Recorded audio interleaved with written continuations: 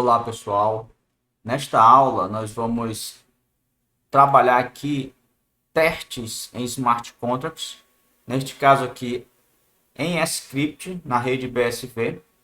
Nós vamos tratar aí das ferramentas de teste, a configuração e a bateria de testes.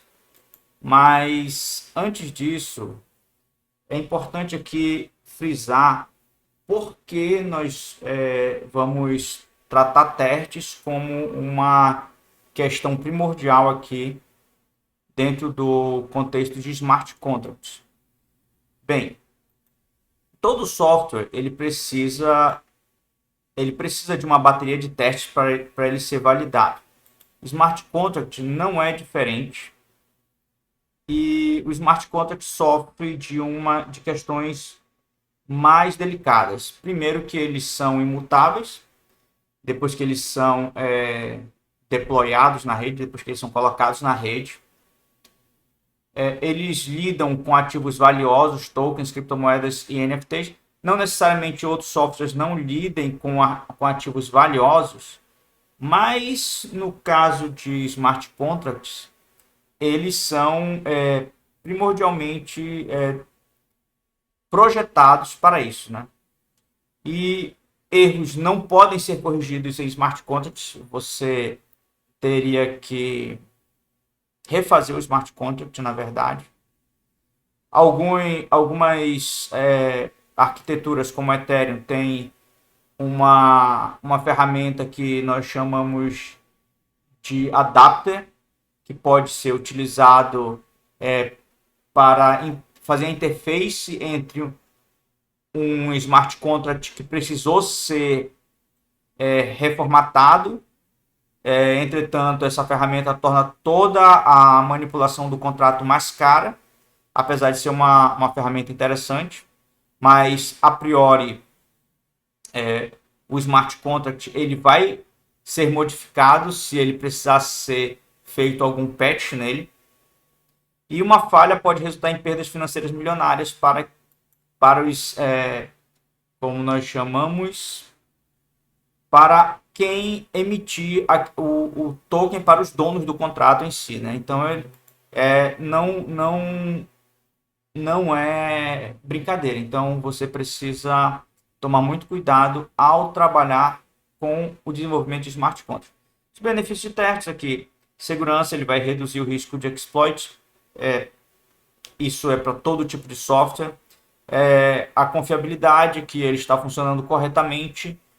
Os testes garantem aí exemplos que você pode usar na documentação do contrato e facilita a evolução e a manutenção do contrato. Mesmo que ele tenha que ser reformulado, você já vai ter aí uma bateria de testes iniciais que você pode utilizar para retrabalhar a próxima versão do contrato, se assim for necessário. Os tipos de testes. Nós vamos trabalhar aqui nessas primeiras aulas, apenas testes unitários.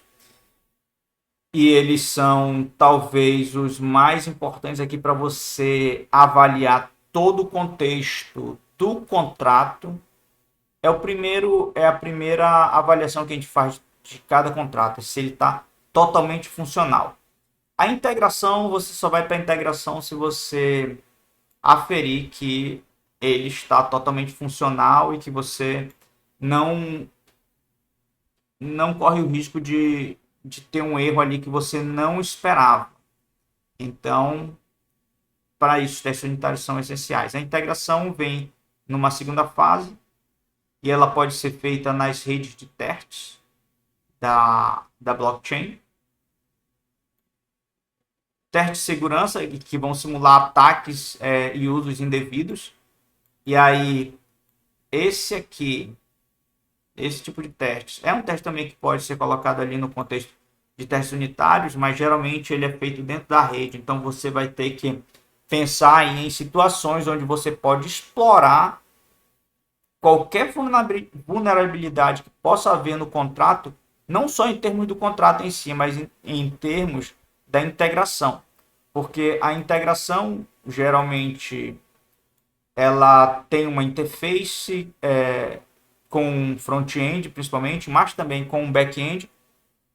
O próprio contrato dentro da blockchain, ele já está ali num contexto de back-end. A blockchain pode ser vista como um back-end, mas você pode não precisar de um back-end explicitamente, um back-end clássico da Web 2, por exemplo. A blockchain seria um back-end da Web 3. Mas aqui nesse caso, a segurança envolve, por exemplo, exploit entre o que você pode fazer diretamente aqui na interface com o usuário e o que pode ser feito na blockchain diretamente. Você vai passar, por exemplo, a camada de interação com o usuário e ir direto para a interação com a blockchain. Isso aí é perfeitamente possível se você tiver acesso e o contrato, como é público, como a blockchain é pública, eventualmente você tem contrato e você tem acesso ao contrato. Se você for usuário dele ou se você for dono dele, você tem acesso ao contrato, vai passando aí a interface do usuário. Isso aí é para quem conhece mais a fundo de blockchain.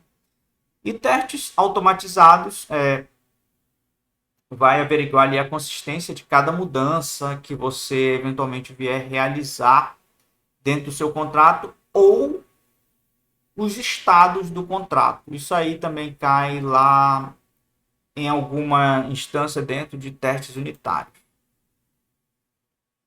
E tirando fora essa contextualização, os objetivos da aula que nós vamos trabalhar agora é entender o stack de testes, aí as ferramentas que nós vamos utilizar, o Chai, Chai as Promise, as Script, configuração dos... Aqui tá carteiras. No carteiras, ele é um termo adequado no contexto de EVM. Mas um termo mais geral é endereço, porque dentro do Bitcoin nós não temos carteira, nós temos endereço. No Ethereum também você não tem... você tem endereços, e os endereços são as próprias carteiras, mas endereços são termos mais genéricos, então configurar os endereços de teste. E providers, test wallet, default provider. Executar testes on-chain e validar falhas esperadas. Aqui no caso do BSV, nós não temos um